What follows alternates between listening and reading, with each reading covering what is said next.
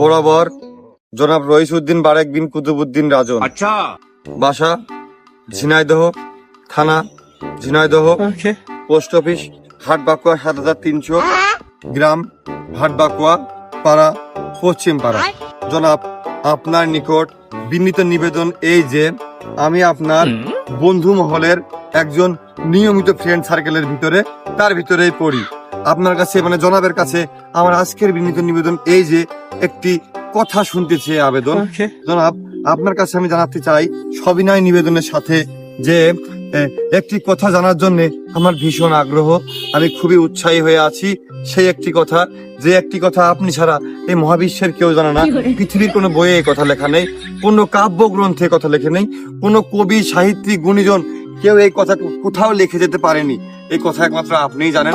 আপনার মনের থেকে আপনি এই কথা আবিষ্কার করেছেন। এমনকি পৃথিবীর